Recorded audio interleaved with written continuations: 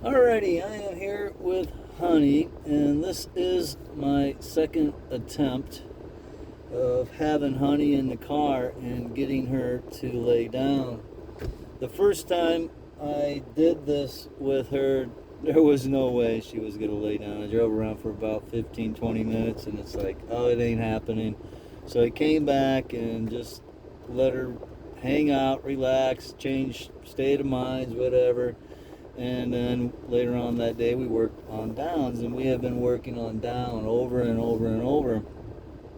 But she's one of those dogs that, we call it the groundhog syndrome, where she does really good, and then all of a sudden she looks at you like she has no idea what you're talking about, and she doesn't perform. So we got to kind of get her back into the rhythm to do it. So she's been a real struggle, a real difficult dog to work with. But she's coming along. She's learned play. She's learned down. Hopefully she'll be good in the car with it. She walks nice. She default sits. She sits. She's good in the crate, except for at night. She seems to always poop in the crate for some reason, which is a real nightmare and a real struggle for us. Not as bad as it was when she first came in. There were some other things going on with it. A lot of that has gone away, but we still have the issue of her pooping in the crate at night. We've only had one night, one time since she's been here, and Saturday will be 3 weeks that she has not done that. And we thought we were finally getting on track, but she proved us wrong right away. So I have Hunny out here in the car, and we're going to drive around. I'm going to see how she's going to be. And maybe once we get moving, she'll get up, maybe not. She might know and understand now that, hey, get in and lay down. We'll see how it is when we get around different places. We go in a parking lot, people around, or get up next to cars or whatever. So we'll see how this goes, but I will admit, she is a very difficult dog. It's like she's not completely cognitively there a lot of times.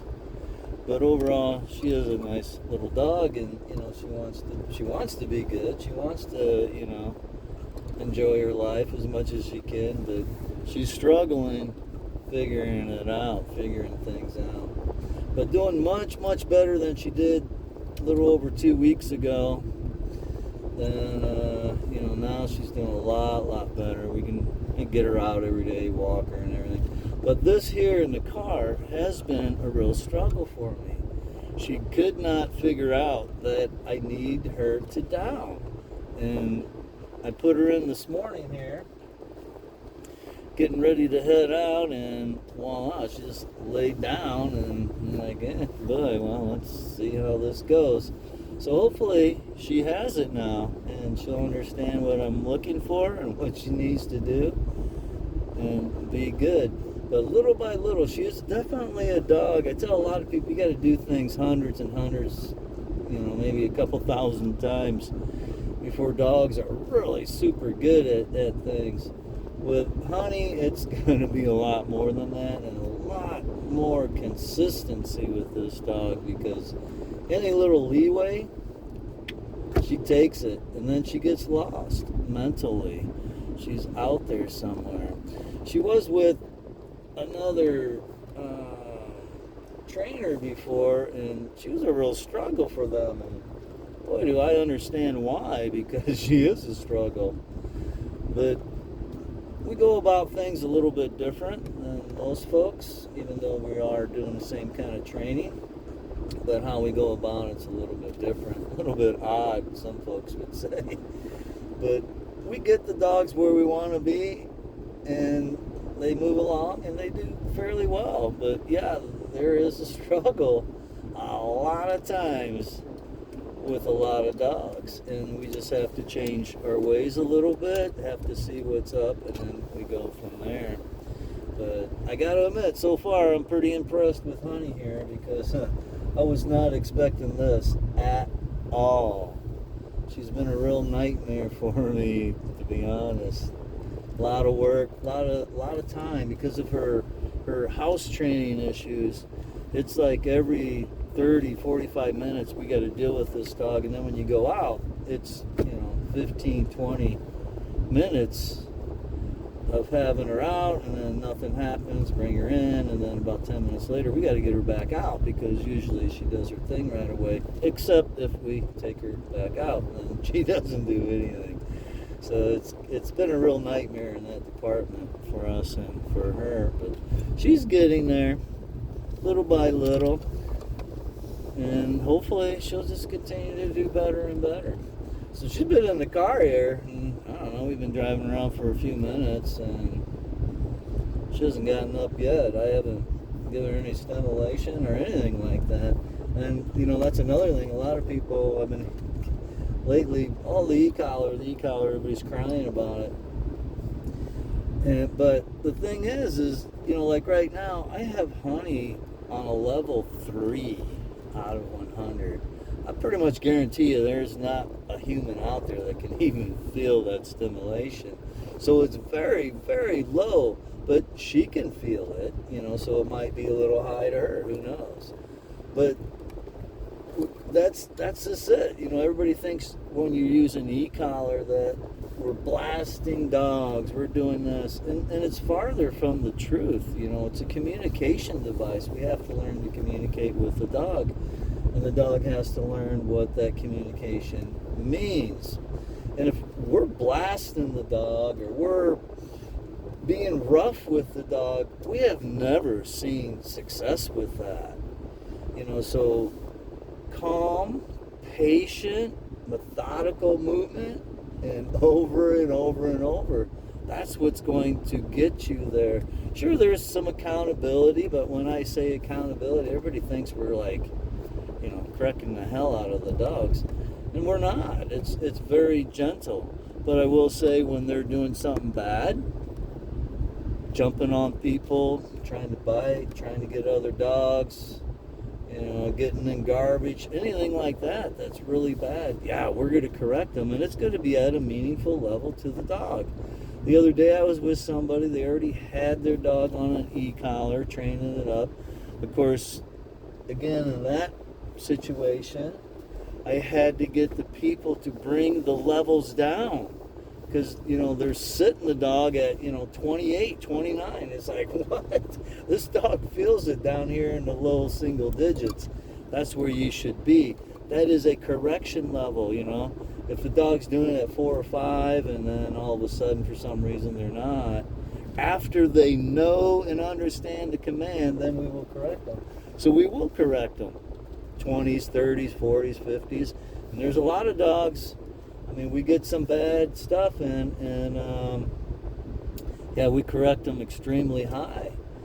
And there's a 3-second hold a lot of time with it, and it's pretty ugly for 3 seconds. And, it may only be 3 seconds, but to us, we're looking at it, and it seems like a long time. But the thing is when we do that, we more than likely will never have to correct the dog again for that unwanted behavior, whatever it was. Some dogs, they may test the system and go, did that really happen or not? Well, they might try again, and we'll correct them again. It won't be, as severe or anything, but it will be pretty substantial to the dog. And then that is usually it. If we got to correct the dog 3, 4, 5 times for the same offense, then we're doing something wrong. So we got to look at what we're doing, not so much, why the dog isn't getting it. It's something we're doing. We're not giving the dog the proper information. We're either just nagging the dog, underwhelming, and that's another thing too. We get people where they're too worried about correcting their dog, and they're constantly, no, and they're just doing these little pops or little taps or whatever with the e-collar, the prong collar, the leash, whatever they're using. But all they're doing is nagging the dog. It's like your little kid just going, mom, mom, mom, mom, mom, mom, mom.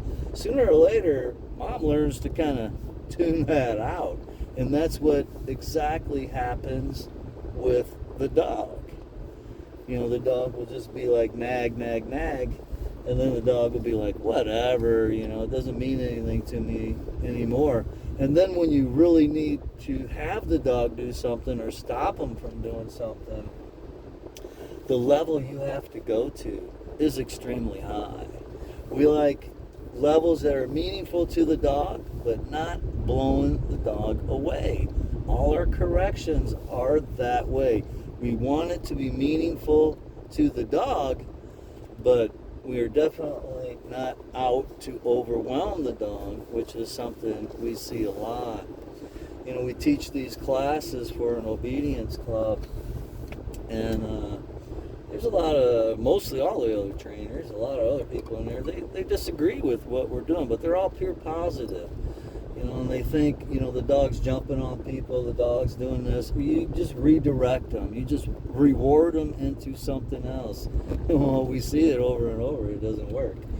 Our group, you know, the dogs change. Even last night, it was week 3 of 6, and the people were coming in and they were telling us how, you know, happy they were, and they, you know, on how much their dog was changing and becoming so much better and nicer to live with. And it all comes down is that you're just giving the dog the information it needs. It didn't have it before. So many people will get their dog and they bring him in and they just turn him loose. They, you know, just going to yell at the dog, tell the dog what's what, and they never really give the dog any information. For us, we want to see people come in, have their dog on leash, control their leash, teach their dog, work with their dog, crate train their dog, do all the stuff that most people on the internet tells you not to do. Oh, it's going to do this to your dog, it's going to damage your dog.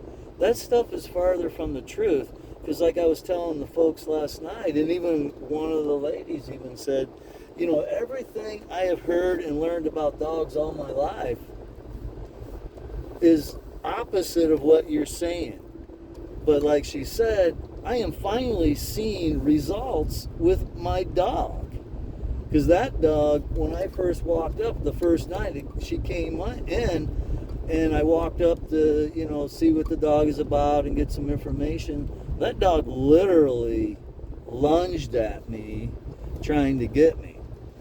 And so, you know, it's like, oh no, we're not going to have that. I didn't correct the dog. The lady, of course, no, you know, 20 times, and didn't do nothing to the dog either.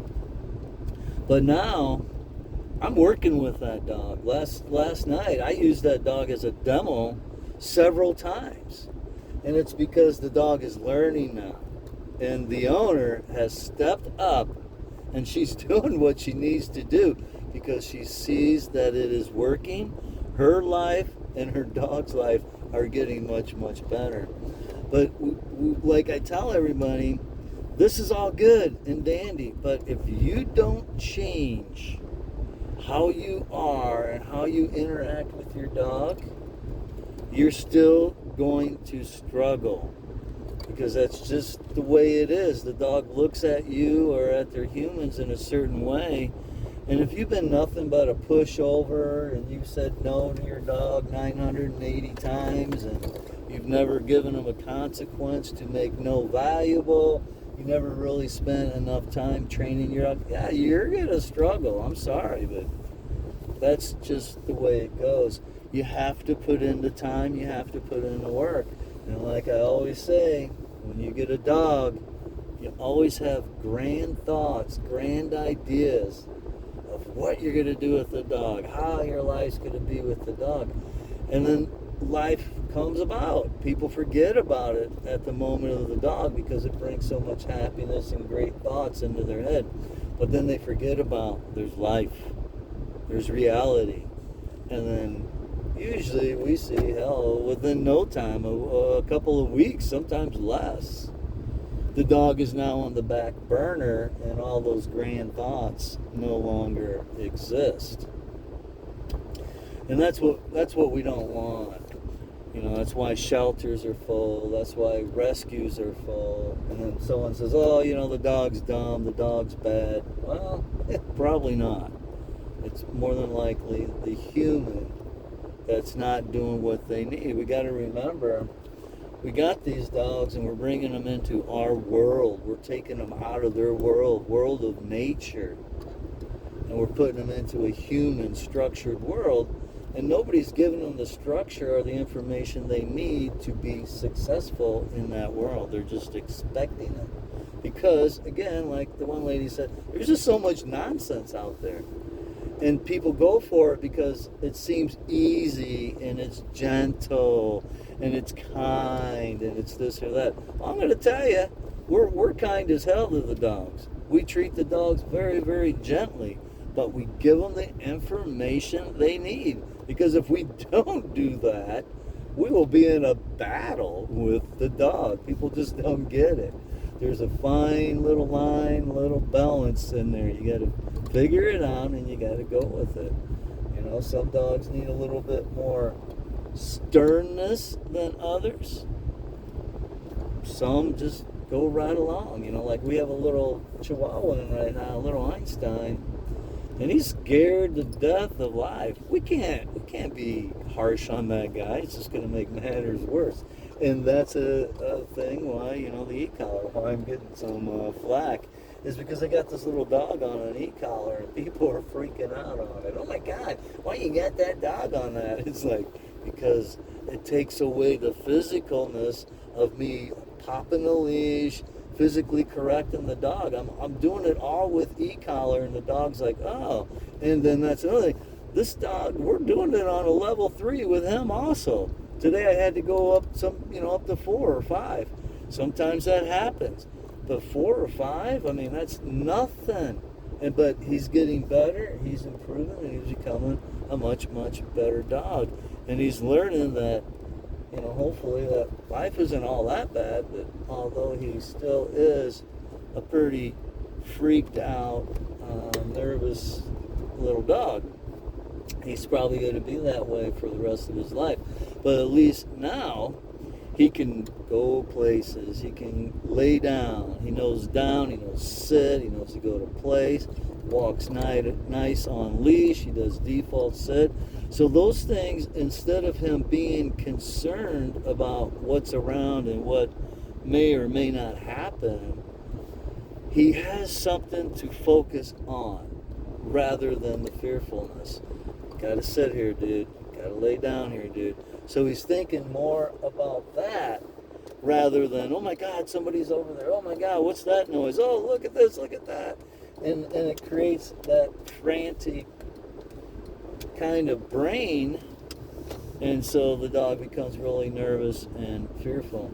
But yeah, he's probably not ever going to get 100% good. That's just not going to happen. And a lot of it is due because, you know, he's been in this state of mind for a long, long time, and he hasn't had the information that he needs. He's never been pushed past this very extremely low threshold that he has, and he needs to. And when I say that, I'm not just like, oh, just do this to the dog and putting the dog in, you know, bad situations. We do some things that are called flooding. You know, we want the dog to be overwhelmed and figure things out. But you gotta be, you know, wise about it. You gotta use your common sense about what you're doing with your dog. Look at it in a way of nature. Get a point of the dog and get your point. Bring them together and do what you need to do. And if you're struggling with your dog trying to get it to do something, hang in there. You know, we see this in our classes a lot. You know, we'll have people set their dogs, you know, and they'll try 2, 3, 4 times. Oh, the dog's not doing it, and they're ready to give up. It's like, well, I'll show you, so I do it. Yeah, I might have to try 3, 4 times, 5 times, 6 times. But after that, yeah, the dog's doing it. Because I stuck with it, and I told the dog, it doesn't matter what kind of fit you throw, what you do, you're still going to have to do what we want. And it's done, again, in a nice, calm, gentle way of speaking to the dog, not yanking and cranking on the leash, which is what we see all the time. I'll tell people, you know, the first night, set your dog, and everybody's you know, pulling the leash, popping their dog, choking their dogs, and it's like, oh my gosh. Be a lot more gentle about it. Get a little pressure on the dog. Let the dog figure out how to get out of it. Don't force them. Let them figure it out. And it takes time, and it takes a little bit of work and patience. It takes a lot of patience with the dogs, in my opinion. And if you can't do that, I guarantee you'll cause yourself a lot of issues and a lot of trouble. You know, I'll agree, there's a lot of people out there, I see them, they blast dogs into being good, but the dogs are usually so high strung that they're just stressed their whole lives. That's not what we want. We don't want that for dogs. We don't want it for humans. We don't want it for anyone or anything. Everybody should just be able to enjoy their lives to the best that they can. So I haven't seen Hunny get up on time. I'm kind of waiting for it. But I don't know. Maybe she learned. Maybe she didn't. Who knows?